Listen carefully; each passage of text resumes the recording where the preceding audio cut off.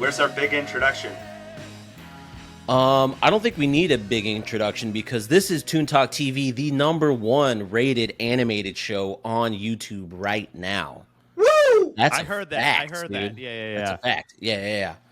Back with another episode. You know what we haven't done in a while, guys? We just haven't shoot the shit. It's been forever since I've seen you. We haven't talked about anything. All we do is fucking talk about cartoons and whatnot.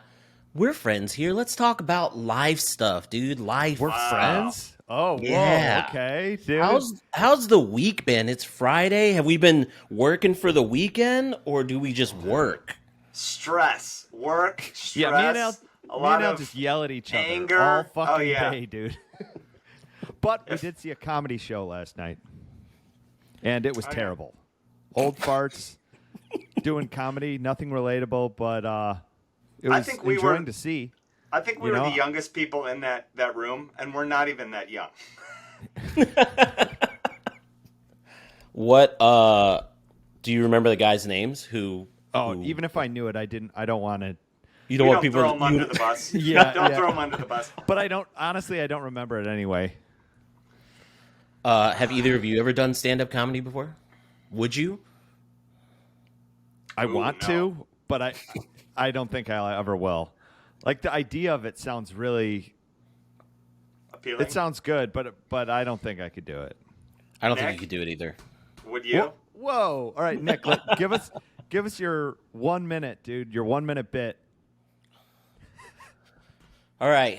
Well, you ever wake up in the mornings and you just have a huge erection and you don't know what to do with it? And so you just roll over on your side and just crank one out and spills onto the floor. Boo! Boo! Thank you. Live from Saturday night.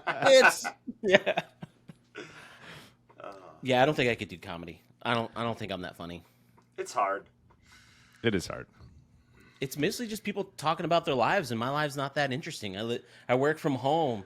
I have a little dog. That's all I do. I do that. I repeat. Bullshit. You've got an interesting life. It is pretty interesting. Yeah, come on. You work from home. You live in the city, the city of Chicago. You do not have a boat. You're a liar. You're a fucking liar. I'm a swindler. If you see the fox in the new Pinocchio, that's basically me. That's my life. Nicky Swoops, dude. Just finding little boy puppets on the street and selling them to Pleasure Island. So you just watched Pinocchio, huh? Yeah. No, the week for me has been definitely working for the weekend, doing new company stuff. I'm ready I'm going to the Sox game tomorrow. I'm going to the Sox game on Saturday. I'm going to the Sox game on Sunday, and then the season's over. I've got a wedding this weekend, which is not going to be fun. Well, actually, no. No, it'll be fun, but I just don't like weddings that much. Why not? What do you have, Al? I don't know, dude. It's the same thing over and over again. You show up, you pretend like you like watching people be in love for a second. You need a little love in your life, man. I have a dog. I love my dog. I love my girlfriend, but outside of that, we don't need to just display it in front of people. Maybe I do need some more love in my life. Yeah, I think you need a little more love in your life. It's Trisha's big birthday weekend. So, I've been, fondling her balls, buying her crumble cookies. We got reservations at Gatto's tonight. Big night, dude. Yeah. Brad, we Dirty should martinis. go to Gatto's tonight. I can't. I just told you I'm going to a wedding. I'll go to Gatto's. You coming? I'll see you there. Yeah. I'll see you there. Me and your parents will go to Gatto's and sip a couple teenies. Ooh! I can't wait. It feels like it's more of a treat for yourself, Al, than it is for No, Trish. she likes the dirty martinis just as much as I do, so. We should start a new podcast. 3 boring dudes talk about what they're going to do on the weekend, dude. Dude, that's perfect. Just little animated shorts of the boring shit that we do.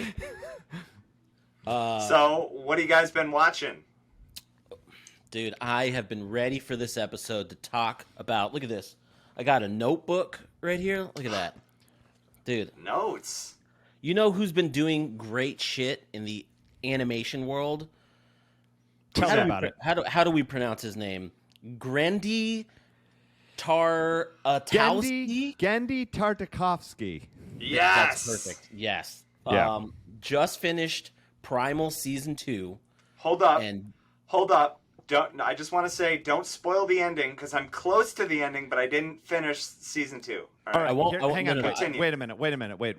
We've so much. We can talk about this for hours, but once I do want to talk about that ending, so we're gonna say spoilers are coming, and then Al, you And just I'm getting have to, off. I'm getting off. No, just take off the headphones. Just take off the headphones. All right. Because all I right. just want to say, like a quick. couple sentences. Yeah. Yes. That's yeah, fine. yeah, That's yeah. fine. All But right, just so- give me a preface before you do that. Yeah. So I'm not even going to jump into the ending right now, but for those of you who haven't watched that show, it's like a zero dialogue. It's all visual animated show. There's one episode in particular that I like from season 1. It's season 1, episode 7, The Plague of Madness. And it's the episode where they introduce like zombies into this in a very unique way, where basically it's one little dinosaur is infected, bites another, and then that one becomes infected and just starts fucking rampaging through. And I thought that was a very interesting way of bringing like horror material into this show that in itself is already, the titles are very crazy. Like there's vampires, there's all this weird shit in prehistoric realm. And for me, being a zombie like horror fan, I thought that was just a really cool episode. And I was like, fuck yeah. Like that's what hooked me in. Loved And it. I was like, I need to watch the rest of this That show. one was a good one. What I feel like what he- even. Well, go for it, Brett. What he did a really good job at is when I started that series, I thought it was going to be like a Discover Channel like cartoon version of just like the primitive men like walking around with dinosaurs, and he slowly started incorporating all this like weird like magical like zombies, magic, and a bunch of shit like that, and it came in so smoothly that I didn't even realize like it was happening. But that dino episode with the zombie dinosaur was awesome. So even in like the horror that you're talking about in that episode, I thought you're right. They slowly brought it in. Like they still have little cutscenes where you just see like little bugs and like fish swimming in the stream and stuff, and it looks very like Discover Channel-y esque. And then the horror comes in when there's like a fight between Fang and whatever he's fighting, and it just gets gory as hell. I think it's the episode after that I thought it was even more intense with it was the monkeys. It was he's battling the apes. Love it. Ripping off heads like eyeballs just getting blasted out. Yeah. Oh man, I Was thought that the was season awesome. 1 finale? Was that It the may have season been. 1 finale? It may have been the one right before that, or the finale. Or it could I have think been it was like the a one mid-season episode. finale. Yeah, maybe. Yeah, that wasn't the season. Like the season finale is where he meets Mira, and they. Oh, that's he gets right. taken Mira. away. I think that's the mid-season. Yeah, but So the show came out in 2 parts. I believe he put out like 5 episodes earlier on in the year, and then 5 episodes later. So those first 5 episodes, I think it ended with the ape fight, which was so good, so cool. He drinks the potion and then turns into like some giant like ape monster and has to fight him. Crazy. And it feels very comic book. Like I could see that in a graphic novel, page by page. Like no dialogue, just maybe a few sentences to set up what's happening. Spear and Fang are on an adventure, and then boom, just give me the illustrations. How do you guys think? Like, it's very hard to do a show like that because basically your whole storytelling is without words. Brett, you've wrote a graphic novel, but you have a little bit of dialogue. Do you think you could have done like how difficult is it to not have dialogue when you're telling a story? Oh man, so fucking difficult. I'm gonna link this in the bottom, but Genndy put out his storyboard animatic for the entire first season that he just personally did himself, and it's so cool to watch because Genndy is just narrating the show as it goes while also making like the dinosaur noises and like stepping on the leaves and like crunch crunch or like in a fight, and it's so like satisfying to watch like just a sketch of like this like no one's talking but you see as like he gets from A to Z with these two characters. Yeah. So talk like as far as telling a story with no dialogue, you have to be a pro fucking storyteller because it's beyond you. In order to get from one scene to the next, it's just like filling in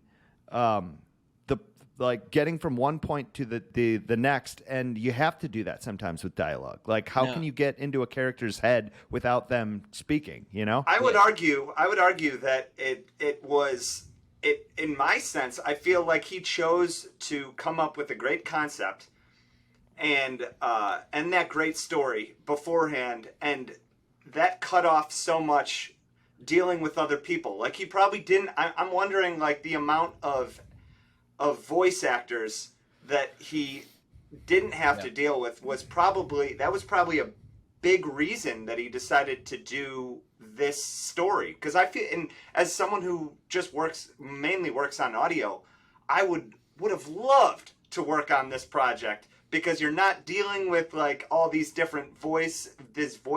If something was funny or if something wasn't, like sometimes just the delivery of what someone said. You have 12 different takes, and I personally, I'd rather deal with just like sounds, noises, roars, grunts, and make a story out of that. Me personally, but that was my next question, Al. Like coming from the audio sense, how important is it to have, like, because when you're walking, you got to make sure and you have him stepping on like leaves or bones or like a twig snap. Like, it seems like the sound in this plays a big role. It's like the second fiddle, maybe even the first fiddle to the animation. Like, how important is sound in this specific animation? It's huge, but I would say that there's a lot of cartoons that I put on in the background sometimes, especially if I've already seen them, just to kind of watch for art. This is not a cartoon you could put on in the background. Which is funny. You have to watch it to know what's going on. So, like, there's been plenty of time, like, I had it in the background, and I'm like, oh, I missed that whole part. I have no idea what happened. Yeah. Like, the sound will not tell that story for you. But, I mean, it is still a super cool soundscape that they have going on in Primal. Yeah, So, watching that definitely unveiled, like, what I enjoy about this was something I lost from other cartoons was that whole thing. You have to have your eyes glued on the thing at the entire time, or you miss a whole fucking scene because there's nothing being said. So shifting gears to season 2, Al, how far have you gotten on season 2? I got up to, they've gotten captured by the Egyptians, or is that what you'd call them? Have you gone through episode 5, the Primal Theory? Yes. Where it's like, yes. That was an interesting episode. That's the next episode I wanted to talk about in season 2. All right. So that episode is called the Primal Theory, and it's the first full dialogue episode, and it's set in like 1800s England. And basically, the setting of the episode is these 5 aristocrat guys are talking about a theory that if man is put in a certain position, he will revert back to his primal nature. And then the course of the episode unfolds, and some like crazed lunatic guy breaks in, and they have to like fight him off, basically. So the way that we've loved this show up until this point because there wasn't any dialogue. It's all visual. It's really cool. And then we get this first full animation episode or dialogue episode in season 2. What were your guys' first thoughts when you watched this one?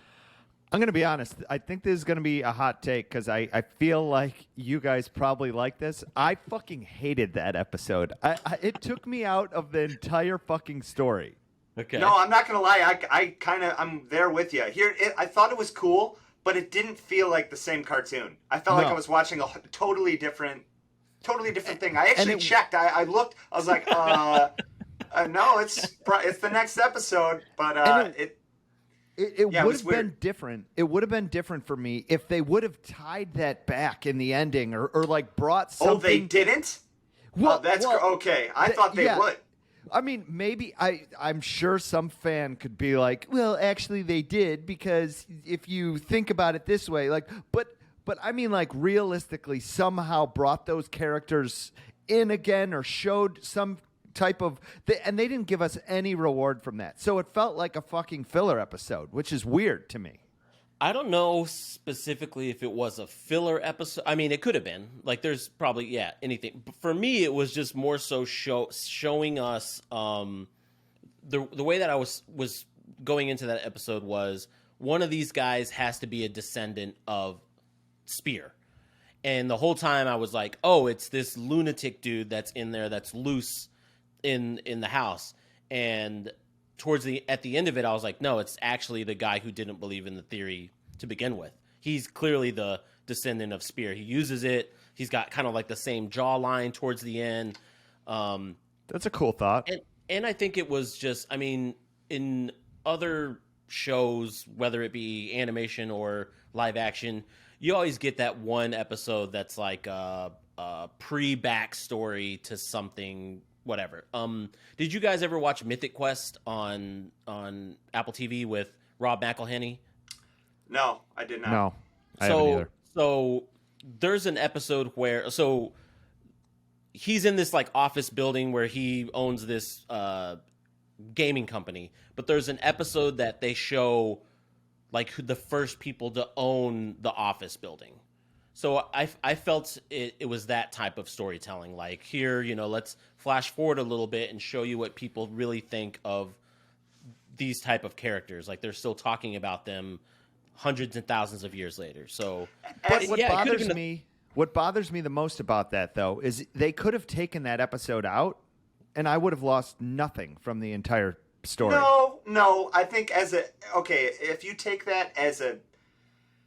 the whole cartoon as a piece of art, I'm not surprised that he put that in there. This felt like a very, like a passion piece for Genndy. And I feel like if he didn't do something explaining primal theory or something deeper of the thought process that went into the whole cartoon, if he didn't actually put an episode like that in there, I feel like he would have felt like he would have missed giving something to the audience. Which, what's funny, I don't think you're right. You don't need to do that. You're kind of handing it to people like, this is what I thought. But I thought it was cool. I thought it was cool to put it in there. But you're right. It definitely didn't need it. But I liked it. I feel like that's Gendy's storytelling like superpower, is that he doesn't explain. He actually he treats the audience like they are smart. Like, he doesn't have any dialogue to say, this is what we're doing, we're going here. Like, the whole reason that there is no dialogue is because he gives that credit to the audience. So as soon as you do that, it feels like kind of like a departure from what his best quality in storytelling is. I hear that. So maybe it was a product of, it was at the wrong time. What if that was the episode that kicked off season 2? Like, would you feel different about it if it was like towards the beginning? Maybe I would have been bummed. I would have been bummed because I would have thought like they're going to take this whole thing in a different direction. So, it is. Yeah. Okay. Spoiler was that alert. the middle? Was that the middle of the season? Yeah, that was the middle. That was episode 5, and so then there's 5 more that followed. That's interesting. Maybe right. he treated it like a mid-season finale, because the first time around I watched Primal, I watched that first 5 episodes and then had a break from it for a year. So, like, or for maybe maybe they a told little him, less than a year. So maybe it was this supposed time, to be like cut at that point. Oh yeah, that's interesting. That's an interesting thought, because if I would have stopped on that episode, like if I didn't watch it like back to back, I might have enjoyed that as a finale. That could have been, yeah. So spoiler time. Can we talk about all the right, ending? Hold on. I'm taking off the headphones. Give me a cue when to put them back on. All right. Spear was raped, dude. So he was graped for sure. Now, Fucking crispy boy and for raped, those dude. listeners, at the end of Primal Season 2, our fearless hero, Spear, fights this demon and just gets so crispy. Connie made these hot dogs one time, and he looked like the hot dog that she made. And then He really did, dude. Mira hops on that dong, and next scene is we got a kid. Now, did you enjoy that? Did you enjoy how that happened? I did. So I did, like, they kind of bring it full circle. Like it was a full villain arc, someone that was through the whole season. I didn't like the ending because it basically what Genndy said was the story of Spear and Fang is done. Like, he's like, that's their arc. That was their 2-season arc. He said that if at comicbook.com there was an article written by Nick Valdez. And he says that Genndy says if there was a season 3 of Primal, he wants it to be more of an anthology. Like, you'll get singular episodes, bring different artists in to hopefully same style, but different episodes. Maybe some with dialogue, maybe some without. But he said for right now, Spear and Fang's story is done. If the fans come out and say they want more, maybe he'll dive back into those characters. All right, that's interesting. Well, I think he did something really cool, and it's he fucking killed the main character 2 seasons into the show, and the show is still there, which is unheard of. You know, Game of Thrones can do that in one season with one character, but that's because you've got so many other characters you can dive into. The other main character of this show is a fucking dinosaur. Like, I enjoy it only because it completely was off the wall. I did not see that coming. But the way he did it I thought it was pretty awesome, man. Fucking, he went down in flames, like literally. Yeah. So go watch Primal Season 1 and Season 2. It's out on HBO Max right now. It's fantastic. Probably one of my favorite shows out there right now. If there was a book, if there is, I haven't done any research on it, but if he does make comic books, I'm sold. I'd be there. Yeah, absolutely. Did you get it all out? We're back. Did you get it all out of our system. All right. Yep. All right. So that's the cartoon I've been watching. Brad, have you been watching anything? What do you got? So usually I will pick an obscure cartoon that hopefully no one has seen before in the audience, so I can shed some new light on a new animation creator. But because this is the only time I knew what you were going to do, Nick, I knew what you were going to talk about, we're just going to completely jack off Genndy Tartakovsky, and I'm going to do Samurai Jack, dude. Have you guys seen Samurai Jack? In its entirety? Yes. Yeah. So I mainly want to talk about season 5, which is the revival of Samurai Jack from its initial kid cartoon on Cartoon Network. It revived itself within one season and wrapped up the entire show on Adult Swim. But basically, the reason I wanted to talk about this was because there's so many similarities between Primal and Samurai Jack, and I thought it was such a cool evolution of the show. And there's so many differences as well. Just from a animator standpoint, like as far as like the nuts and bolts of how to actually make a cartoon, one of the coolest things about Samurai Jack is the characters aren't outlined. There's no outlines, and comparatively to Primal, it's they've got these rough, like shitty, raw outlines, and but they're both so beautifully done, like, and it's such a. I mean, they both won Emmys, right? As far as the art direction went. So I think it's kind of cool to watch Genndy's evolution because he doesn't take the same style that he did before. He tries to conquer a new one and grow on it, which is cool for an artist. I didn't realize that there weren't any outlines until you just said that. Yeah. But Yeah. how do you do that? Have you seen him like? So I've never seen the boards. I know Genndy is a board artist. So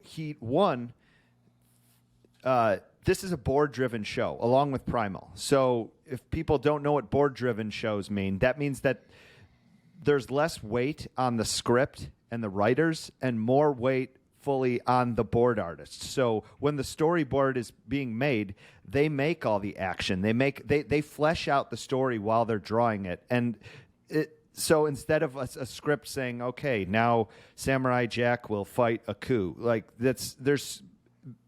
it could be like 10-minute. It could be a 10-minute long fight. So what they do is they draw each board out and make the story from there. Looney Tunes is a board-driven show, because they wouldn't do Roadrunner runs away from Wile and Wile takes out a hammer and whacks him on the head. It's visually driven, which most shows, Ren and Stimpy, SpongeBob, are board-driven. And this is an action board-driven show, which is super cool. But how do you actually draw without outlines? You put a lot of fucking faith in the artists who make the show. Like, you don't know what it's going to look like until the end, which is absolutely insane. It's fucking awesome. I mean, like physical, are you like? Is he? You don't have to fill stuff in. You're just like, I mean, you're drawing it. You're starting. Well, the outlines have to be the same color as the fill. So you're now incorporating. I see. Okay. Color. But on top of that too, though, like that's a bold move. I feel like that's just super him. bold move. That's like him just picking the colors and saying you're stuck with it. Like, you can't change this. Yeah. There's so many things we can talk. I mean, also another thing that he does within Primal that he also does in Samurai Jack is this calm versus action. Like, he so stylistically and well portrays what it is to be like in a calm environment versus what it is to be like in an action fight. And the best episode that does this, and I think it's my favorite episode of the entire show, is it's towards the end of season 5 where Jack meditates and Ashi is fighting off an entire war like around him. Yes. Oh, yeah. Yes. So that's such a hard thing to convey, especially in animation. Like, when things move slow, people don't realize this, but you actually have to draw more frames. Like slow motion, if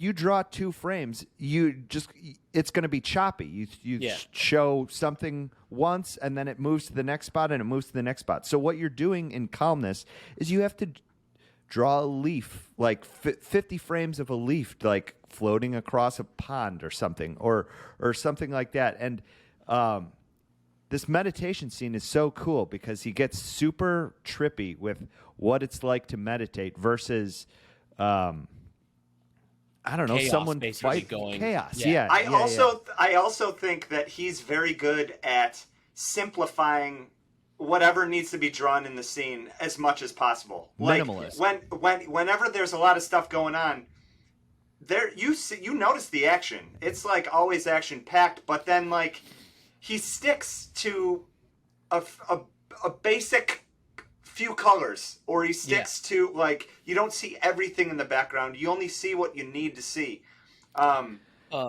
He's good at that. There's similars, the way that you paint that for calmness in Samurai Jack. Like, we just talked about the Ape Man episode. Right before they meet those ape people, they find this little bitty oasis, and the calming thing is just Spear just dipping his hand in the water and just catching fish. You don't even have to tell me that the dialogue doesn't have to be, oh my gosh, I feel calm. Just for me seeing that, I'm like, yeah, that's a calming place. And you're right that he's very good at finding, like, drawing out those situations and letting the viewer be like, yep, this is supposed to be an oasis. He's supposed to be in peace in this moment. And then the next thing you know, he's fucking thrown in a ring, and it's just like all hell breaks loose. Oh yeah, yeah. And another mastery that he did within this is color, which is what you just talked about a little bit, Al, is these characters don't have a palette that they keep from scene to scene. Like one scene, Samurai will just be a shadow of black, and the next scene, his skin like tone might be a purple or an orange based on the light that's coming down in the scene, and then the next scene he'll be flesh colored. Like that's mastery in color. Like if you can do that, it's insane because they're lighting. Yeah. And lighting, like the fact that he can do those shadows and like the framing out of how he looks, it just blows my mind that there's no, after you saying that there's no outlines, you gotta know going in exactly the mood of that scene, everything. Like there's no going back once you started. Yeah. And No, go for it. Keep going. No. I don't even know what I was going to say. I was going to say, I remember growing up with Samurai Jack and it being one of my favorite cartoons, and then feeling very, like, empty when it ended with 4, and I was like, whoa, like, unanswered questions here? Like, what the fuck's going on? And then I was very pleased years later when they were like, all right, we're bringing it back. We're going to answer those questions for you. Here's your palate cleanser. Here's the last season of Samurai Jack. So that was very pleasing for me as a young lad transitioning into manhood and getting satisfaction. And this is one thing that I don't think any cartoon, actually maybe animes have done this, but no other cartoon in the States, I can't think of at least, has done this, where it starts off as a show for kids, for children, and then at the end, it's now a show sort of for adults. And you can't tell me differently because he almost does a seppuku in the new season 5. Like, he almost kills himself. Like, that. I don't think that's for kids anymore. There's blood everywhere. I mean, I could be wrong. I could be like, this is still a kid's show, but well, that's the thing. I mean, I don't think he's just saying making it for kids or adults. I think he's just sticking to the audience he started with. Yeah, you know what I mean? Yeah. So he Like may have started with that audience, but everyone who watched it back then, they're grown up now. So he wants to make it awesome for them. That's a good point. Yeah. Maybe Rugrats, all grown up. It's in the fucking title. Yeah, that's for adults, dude. Oh my god. Oh man. And I actually, me and Genndy are pretty tight, so I'm gonna show a sketch of Dexter that he gave me once right now.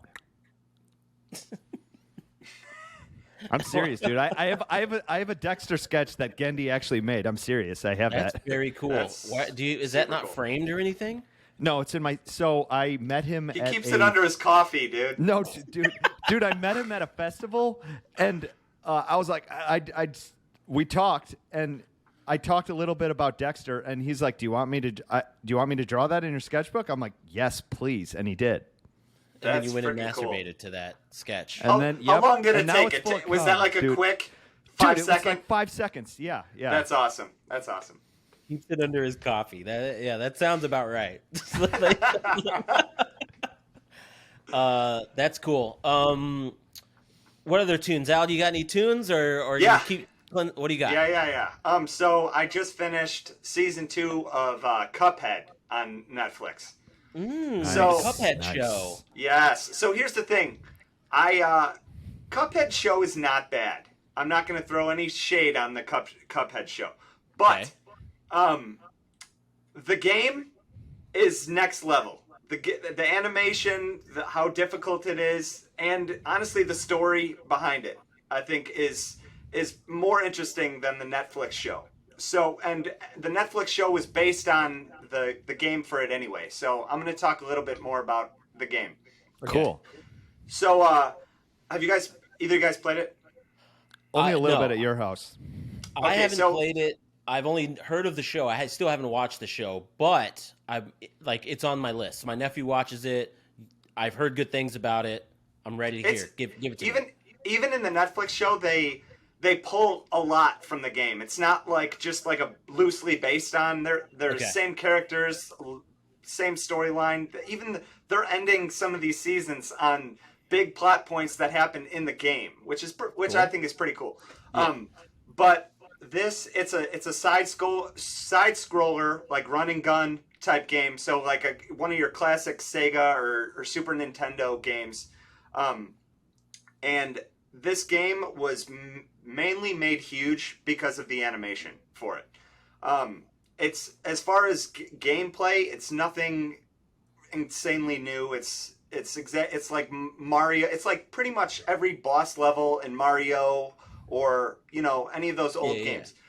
But the animation is insane. It's like they stuck to the 1930s style. Rubber hose. I think it's called rubber hose. Yes, yeah, you're right. Rubber hose animation. That's early Walt Disney. Like I think Betty Fleischer's Boop. student, Betty Boop and Max Popeye. Fleischer? Yeah, Fleischer? yeah. So Fleischer is it? I think it's pronounced? Max Okay. Fleischer. Yeah. So they were so they loved that style so much that they decided to do it exactly like that. So they animated on ones. Did you? And Crazy. Tell Yeah, Nick so- what that means. Yeah. So- what does that mean? in your normal standard like movie, there's 24 frames a second. Yeah. In Cartoon, it's in in cartoon. animation it's 24, and sometimes in film it's 30 frames. Sure. Yeah. Like a standard is 24 a second. So usually in animation, you can get by with doing a new frame every 2 frames, and no one will notice. Okay. Like, so you pretty much have to draw 12 frames in a second Yeah. for it to make sense. So it's not like choppy animation. In the 30s, they didn't cut corners. So there was a new frame, a new drawing, hand-drawn drawing for 24 frames every second. So they're So- basically drawing double the amount that Double people the draw amount. now. Yeah. And the creator said, because we're dumb, we decided to stick to that. Yeah. But they said there was like an allure about it. Like it just has this surrealness when you add that extra frame. Like the normal eye can't see it, but like you still notice it. Yeah. You still notice it. And it was all hand drawn. Even in this video game, they didn't do anything digitally except for the coloring in Photoshop. And they only did that because they compared it against Paint, and they couldn't tell the difference. So they're like, all right, let's stick with Photoshop. The game won a ton of like awards for just like best game of the year, blah blah blah. But one of the coolest things is it holds a Guinness Book World Record for the most hand-drawn frames in a video game production. That's That's nuts. dope. Yeah. That's cool. And so they're even taking like that film grain quality that you see on the game. Yeah. And it's even in the Netflix show. In the Netflix show, I'm sure that was like an editing add-on. It's real in the game. Like they actually use film and stuff to take pictures of each of all the frames. What else? If you watch it, I mean, it's just like it's an art piece. It's beautiful to look at. It's insane. The animation is next level. And it was made by what are their names? The Moldenhauer brothers, who had never made a game before. That was their first game, and they just had a dream since they were young to make a game. And when they were older, and I think this came out in 2017. I might be wrong. Okay. 2016 or 17. They just decided to flesh it all out and go for it. Even they had other day jobs and stuff. This kind of blew them up, and from that came the Netflix show, which they're executive producers for. But I think, I think they don't really have much of a say other than. Give me the the premise overall of look. the show. What's the premise of the show? The premise of the show is this Cuphead and his brother Mugman are the Cuphead can't help himself but to get into trouble. So he in the game, they're a little bit different, but basically what happens is he has a deal with the devil and ends up losing his soul to the devil. Okay. And he's basically trying to escape the devil from collecting this soul debt the entire game, and in the series. It's a cool basically concept. the same. Yeah. It is. It's pretty awesome. I think the plot, if I'm being honest, is okay, but the animation is something to watch. So if you guys Cuphead. Are you And talking check about the that out. Netflix show? Both. Oh, I think yeah. I'm a big. I've never played the. Well, I only played the game a little bit with you once, but I'm a big fan of the show. I actually enjoyed it a lot. the game is difficult as hell, man. Yeah. It's I hard got to beat. this. I need to Yeah, find it. Nick, I've played try it out. Elden Ring, and I'm the Elden Lord, so I know. Let's Elden see. Lord. Let's see what you got. The Elden Lord. Before we move on, be sure and head over to Patreon, patreon.com/We Are the Television. Got some cool stuff on there, some bonus episodes, some music, some artwork. You can get some free mugs, not free mugs. Got to buy the mugs and buy the teas. Support. We love support. But yeah, I'd say that's a good spot to end. I mean, we got Primal, we got Samurai Jack the Revival, and we got the Cuphead show. Is there any lasting thoughts? What do you guys got planned for the weekend? How are we closing this out? You're going to be doing some dancing, right, Brett, at a wedding? Yeah. I'm dancing on the dance floor in Michigan somewhere on a. I'm going to a wedding, so yeah. And And I Alex? love weddings, so. Oh, yeah, we know. Hear it up. Big party for me. Big Trish's big birthday bash. Can't wait. Dude, love it. I wish I was invited, but, I mean. Well, you want to come out? I'm lying. It's not. We're not having a giant party. But if you want to I'll come, be there now. hang for I'll some be there drinks. now. I'm going to ride Come my on. hog out there. I got a new hog. You Do didn't not get a call hog. that a hog. You Gotta didn't call get a that hog. electric bicycle a got a hog. I got a boat. I got a hog. Oh, Dude. hog. All Life right. is great. That's it for this episode, guys. If you got any comments or you want to hear us talk about any fucking cartoons, hit us up in the comments. Follow us on Twitter, all that jazz. And we'll see you guys with some premium content on the next episode. Remember, #1 animated podcast on YouTube, Toon Talk TV.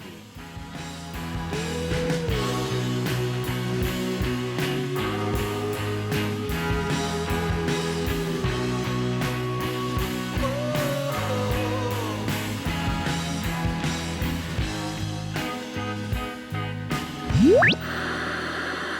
are the television.